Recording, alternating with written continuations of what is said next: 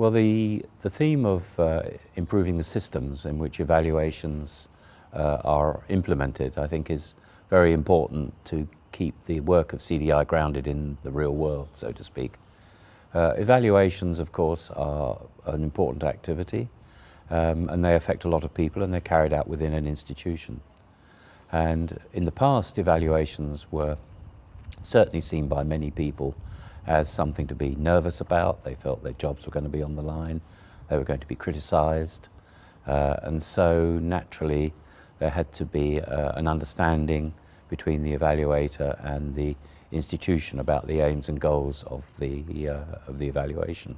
Nowadays that worry is less, that the people's work and jobs would come under threat, but it's rather swung the other way in that there are now so many evaluations that sometimes institutions slip into a rather tick box mentality in carrying them out.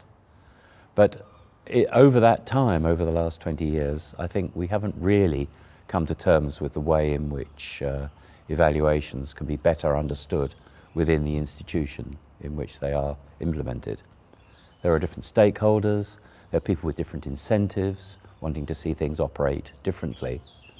But a lot of the evaluation system is still working under an old sort of procurement system model. In other words, an institution commissions an evaluation, terms of reference are written out, usually very long terms of reference. Terms of reference are written by committees often, so that everyone has to get their particular thing into that terms of reference. And then having agreed on that internally, the institution goes out into the world to try and find an evaluator. And they realise that an evaluator has to be independent, probably not directly linked with the institution to give this impression and give this air of independence. But often the evaluator themselves and what they want to do is not well matched up with the terms of reference. So we're rather stuck in an older world when it comes to commissioning evaluations. I think first of all CDI will do some important work just uncovering the obvious, just to bring to the surface some of the things that are done implicitly without people really thinking, bringing some of the implicit judgments and decisions that are made to the surface and shining a light on them and discussing them. Really, the evaluation methods should be taking better cognizance of new trends in development assistance, which requires different methods. But often the institutions that carry out evaluations are quite reluctant to take the risks that are involved in introducing and testing out new methods.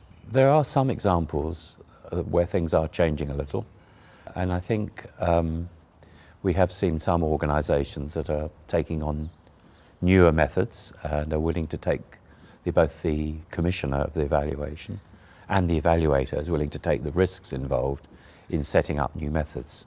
So I think first of all we need to broadcast those situations where this is happening, and then through we have an emphasis in CDI on methodology and appropriate methodology.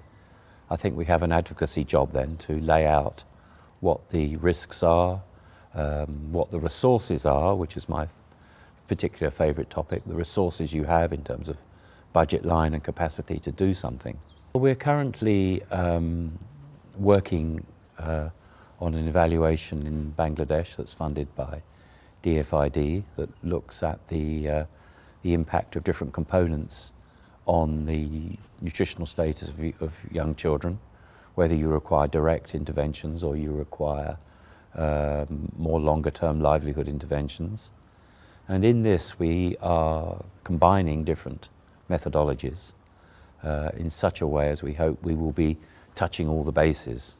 What the actual impact of it has been in terms of improvements in child nutrition, what I would say what the reasons are for why things have happened, and also the effectiveness of the program. And this is set up in a way to have what is known as external validity, in other words to provide lessons for similar institutions and setups in other countries. Mixing these methods is quite challenging, but it's enjoyable too. We have different partners we're working with, different disciplines and so on. So I think if we can provide some good briefings on the methodologies and the problems we faced and how we tried to overcome them, I think other people will find that very helpful.